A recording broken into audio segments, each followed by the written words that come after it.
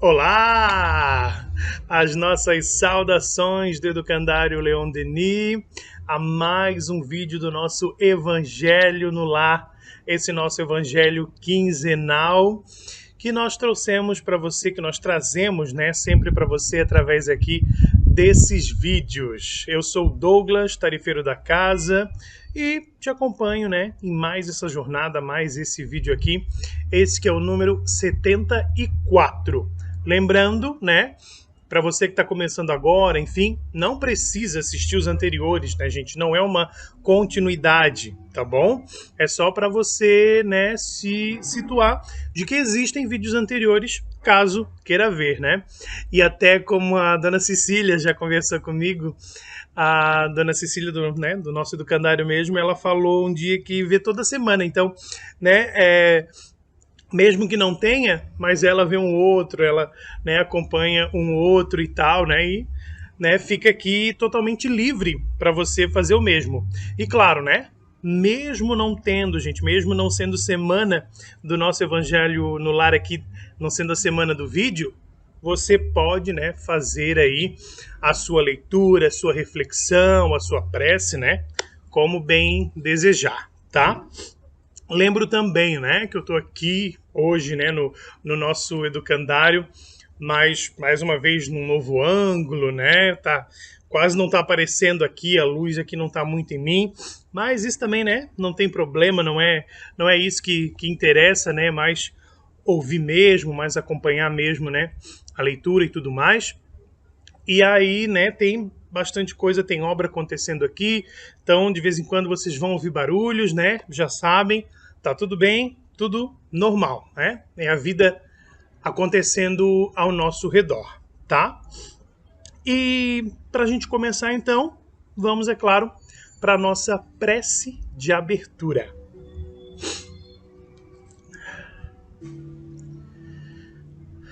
Vamos acalmar então o nosso coração, vamos colocá-lo mentalmente num repouso necessário para que ele possa descansar das aflições, das angústias, e visualize na sua mente esse coração se curando das mazelas, das mágoas, das consequências dos nossos próprios atos e daquilo que nós acabamos resgatando para nós, daquilo que pelo caminho nós acabamos trazendo para a nossa vida. Que esse coração possa respirar tranquilo e, mais do que largar todas essas coisas que fazem mal, que ele possa se abrir para tudo que lhe faz bem, o que é mais importante. Então, sinta o amor, a paz, a alegria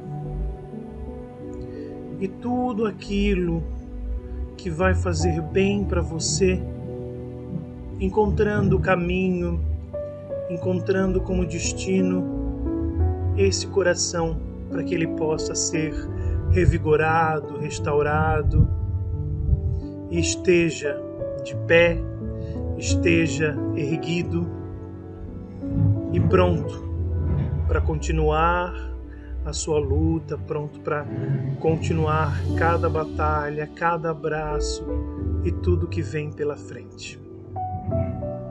Que assim seja. E eu trago, né, essa prece, me veio aqui agora para fazer, né, sobre quando eu falei da gente acalmar o nosso coração, porque isso é raro, né? Talvez só quando a gente dorme e olhe lá.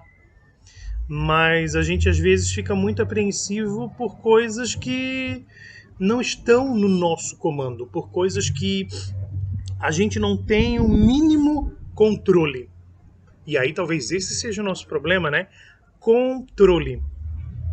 Você é assim? Uma pessoa que precisa estar no controle para que tudo esteja bem? Você consegue confiar, você consegue colocar alguma coisa, alguma decisão, alguma situação da sua vida que seja muito preciosa para você na mão do outro? Esperar por aquilo que não depende de você? Parecem coisas tão simples, né? Mas acredite, não são. Na prática, são coisas assim bem árduas. São aprendizados que parecem muito cotidianos. Porque a verdade é, né, que no nosso dia a dia a gente se depara com uma série de situações que, opa, tem que esperar. Opa, não tá comigo. Opa, é com essa pessoa que eu vou ter que lidar e também depende dela. Mas, né, por mais que isso aconteça, por mais que isso seja nossa rotina, não tá tudo bem, né? A gente não consegue parar e, ok, só vou confiar e aguardar. Porque às vezes, gente, não há nada a se fazer. É só esperar e pronto. E aproveita para fazer nada. Absolutamente nada. E acalmar esse coração, tranquilizar essa mente, porque isso também faz parte de um processo muito importante interno. Não é só estar em ação o tempo todo, movimentando, pensando, maquinando, agindo. Às vezes esse respiro, esse acalmar o coração, às vezes não, né? Ele sempre, em um determinado momento, claro, é essencial. Vamos prosseguir então, né? Tem mais uma obra ali agora, acabei de descobrir. Vamos prosseguir então para a nossa leitura aqui, para o nosso trecho do Evangelho. E o trecho, gente, que eu abri aqui antes da gente começar, como eu sempre faço, é lá do capítulo 5, Bem-aventurados os aflitos, no item 23, os tormentos voluntários. Então, capítulo 5, Bem-aventurados os aflitos, item 23, os tormentos voluntários. Vamos para a nossa leitura. O homem está incessantemente em busca da felicidade que lhe escapa sem cessar. Porque a felicidade sem mescla não existe na terra. Entretanto, malgrado as vicissitudes que formam o cortejo inevitável desta vida, poderia pelo menos gozar de uma felicidade relativa, mas ele a procura nas coisas perecíveis e sujeitas às mesmas vicissitudes, quer dizer, nos prazeres materiais, ao invés de a procurar nos prazeres da alma, que são um antegozo dos prazeres celestes, imperecíveis. Em lugar de procurar a paz do coração, única felicidade real deste mundo, é ávido de tudo aquilo que pode agitá-lo e perturbá-lo. E coisa singular, parece criar propositadamente tormentos que não cabe, senão a ele, evitar. Haverá maiores tormentos que aqueles causados pela inveja e o ciúme? Para o invejoso e o ciumento não há repouso. Estão perpetuamente em febre. O que eles não têm e o que os outros possuem lhes causam insônia. Os sucessos dos seus rivais lhes dão vertigem. Sua emulação não se exerce senão para eclipsar seus vizinhos. Toda a sua alegria está em excitar os insensatos como eles a cólera do ciúme de que estão possuídos. Pobres insensatos com efeito, que não sonham que talvez amanhã lhes será preciso deixar todas essas futilidades cuja cobiça envenena sua vida. Não é a eles que se aplicam estas palavras: bem-aventurados os aflitos, porque serão consolados. Porque seus cuidados não são daqueles que têm compensação no céu. De quantos tormentos Ao contrário, se poupa aquele que sabe se contentar com o que tem, que vê sem inveja o que não tem, que não procura parecer mais do que é. Ele está sempre rico porque se olha abaixo de si, em lugar de olhar para cima, verá sempre pessoas que têm menos ainda. É calmo porque não cria para si necessidades quiméricas e a calma no meio das tempestades da vida não será felicidade? Nossa, esse último trecho, né? Aqui esse último parágrafo praticamente acaba resumindo, né? Tudo o que esse trecho quer dizer, gente. Então, ele sempre está rico porque se olha abaixo de si, em lugar de ver acima, vai ver pessoas que têm menos ainda. Ou seja, né?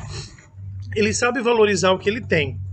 E aí, claro, como tudo na vida, já partindo aqui para os nossos comentários, é uma questão de ponto de vista, mas ao mesmo tempo um ponto de vista equilibrado, né? Não é aquele ponto de vista que vai ser sempre pessimista, que vai ser sempre de menosprezo em relação à sua situação e nem em relação ao outro também, né? O que é muito importante. Vai ser um ponto de vista que é de equilíbrio, porque eu vou saber valorizar o que eu tenho, né? Eu vou saber que, poxa, tem gente com menos ainda. E também, né, a gente precisa lembrar, aqui nessa situação da inveja, que o invejoso, né, a pessoa que sente inveja, ela sempre acha que o outro teve aquilo sem mérito nenhum. Que aquilo simplesmente surgiu na vida dela, na vida da outra pessoa, e ai que sorte, né? Nossa, que pessoa sortuda. Nem merecia. Eu já ouvi, né? Pessoas comentando sobre essa questão dos outros, né? Do que os outros conseguiram conquistar. Nossa, nem merecia. Eu trabalho muito mais, eu faço muito mais e não. Você sabe? Aí é a minha pergunta. Que certeza que a gente tem sobre isso do outro? Às vezes você conhece de vista, você até pode acompanhar, mas o fato é que você não acompanha 100%. Tratando aqui para um exemplo, para uma questão real, uma pessoa que vai lá e passa num concurso público, né? Ou enfim, num concurso que almejava muito, conseguiu uma vaga que almejava muito e tal, né? Uma nota boa numa prova, num vestibular, enfim. Essa pessoa, gente, nós não acompanhamos, na maioria das vezes, a real luta dessa pessoa. Que vai lá e todos os dias estuda tantas horas por dia. Se abnega temporariamente de sair com os amigos, de um momento de lazer. E claro, isso é muito importante. Só que essa pessoa busca também nisso, né? Ao menos eu penso que esse é o ideal, conforme o meu ponto de vista, que é preciso, sim, esses momentos de lazer se fazem necessários. Só que ao invés, né, dessa pessoa ter 4 horas de lazer, ela vai ter só 2. E vai, nessas outras 2 horas, mais uma vez, focar, se afincar nesses estudos. Só que quem está de fora não vê nada disso. Uma empresa que faz sucesso, uma pessoa que conquista, aliás, né, perdão, um cargo almejado, eu não estou acompanhando a trajetória, eu não estou acompanhando cada passo, eu não estou acompanhando o pensamento, a estratégia, o passo que essa pessoa dá, a angústia dela, a parte ruim. Como muita gente, né, tá postando nas redes sociais, não é só glamour. Essa área não é só glamour. E aí sobre isso eu posso falar com muita propriedade, né, das minhas aulas de teatro, que muita gente vai procurar, muita gente começa as aulas de teatro achando que vai receber um texto, vai decorar e vai brilhar no palco e pronto. Gente, isso existe lá em Hollywood. Isso existe em grandes grupos no Rio de Janeiro, em São Paulo. Aqui em Santa Catarina, né, nem acredito que tenha também 100% assim. Mas a galera que tá lá no palco brilhando naquele momento é a mesma galera que planeja figurino, é a mesma galera que carrega a caixa, é a mesma galera que pensa em cenário, que ajuda a montar, que ajuda a desmontar. É a mesma galera. Ou seja, né? Não só nessa. Como eu disse, eu falo disso com propriedade porque é um pouquinho da minha vida. Mas em todas as áreas não é só glamour. Né? E aí a real é que a gente não sabe realmente de tudo que a pessoa enfrenta, mas, né, a inveja fica colocando esses pontos que na verdade é o desconhecido. E do que a gente não conhece, a gente não fala. A gente aprende primeiro, né? Então a gente não fala do que a gente não conhece. A gente aprende primeiro. Se a gente vai falar do que a gente não conhece, é para se aproximar de alguém que conheça e tentar aprender, tentar realmente absorver o conhecimento sobre. E aí, a questão dos tormentos voluntários, né? Nada mais é, gente, do que aquelas coisas que nos fazem sofrer, mas que a gente escolhe, né? Porque nós somos impulsivos. O brasileiro mesmo, né, eu acho incrível, tanto é que nós temos um dos índices de endividamento financeiro mais altos do mundo, porque a gente acredita muito que eu vou dar jeito, amanhã vai estar melhor. E não acontece. Eu continuo, né? Eu não ganho na Mega Sena do nada. Eu não acho um bolo de dinheiro perdido na rua.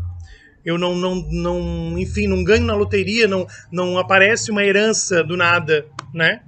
E esse melhor não chega. Esse eu vou dar jeito não chega.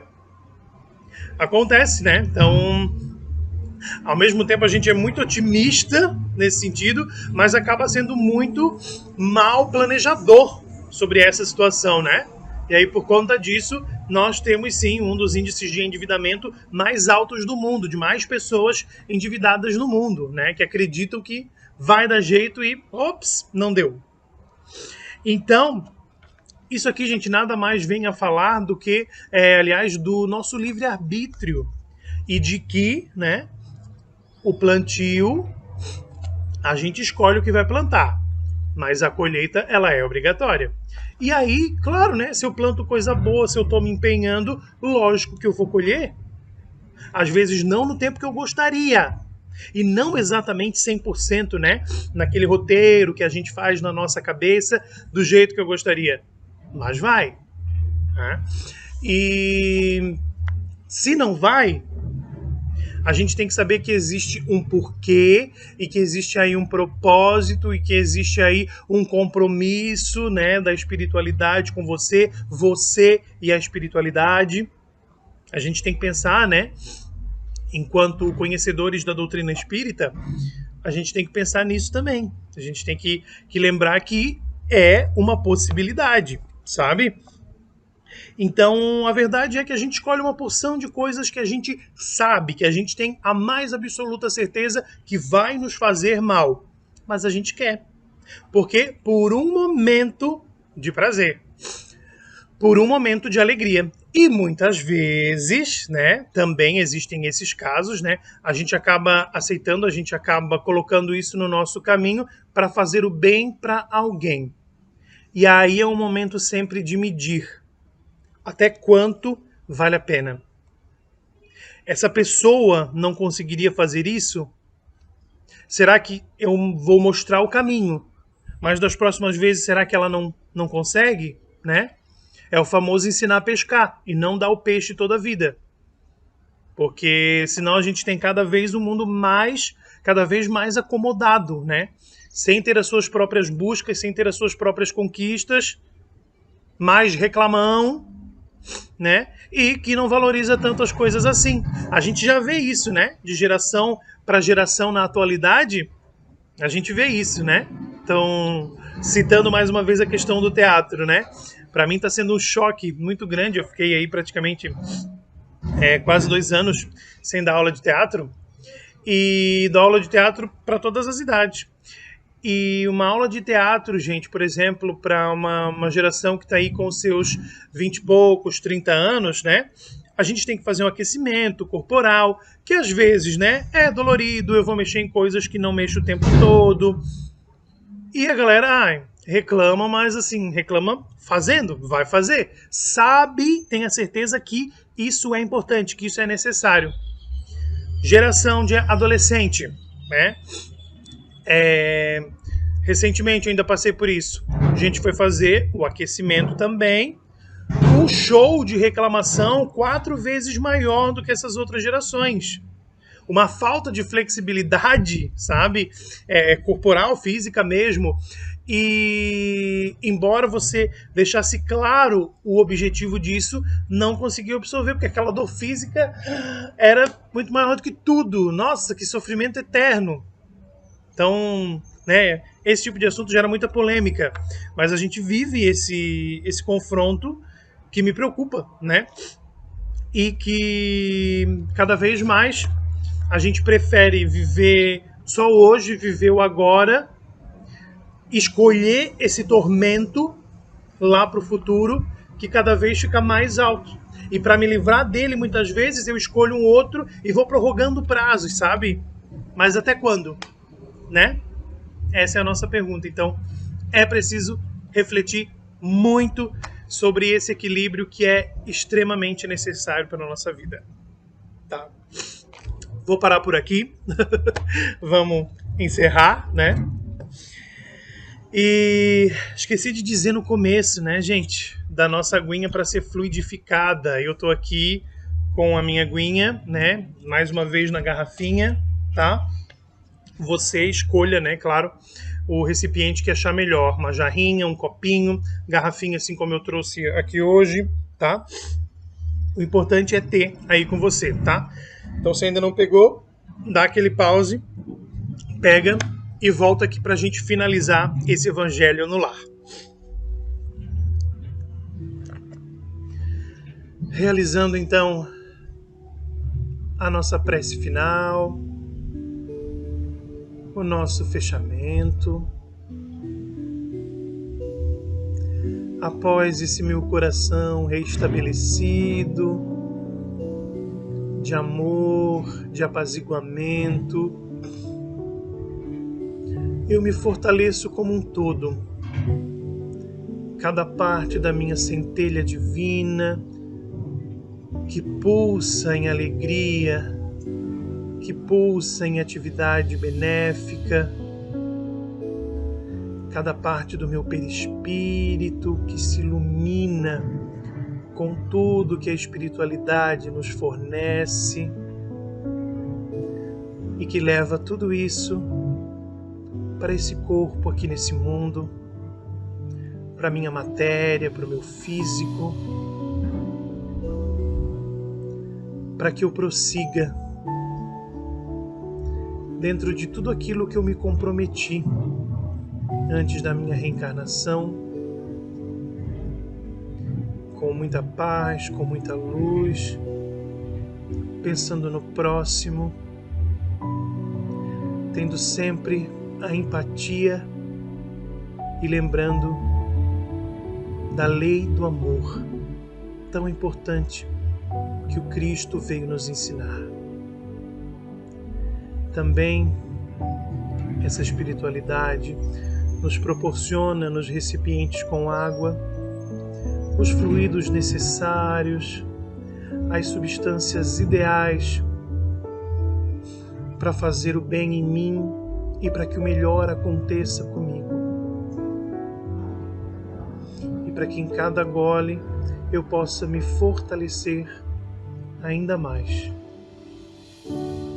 Agradecemos por esse momento mágico, por essa conexão, por esse encontro, para que sejam mais 15 dias, para que seja cada dia cheio de bons acontecimentos e de positividade. Que assim seja. Não pode faltar, né? Nosso brinde.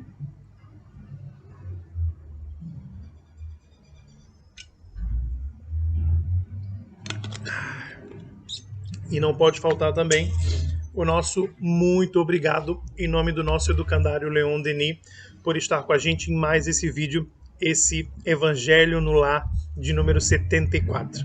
Obrigado e te aguardo na próxima. Até lá!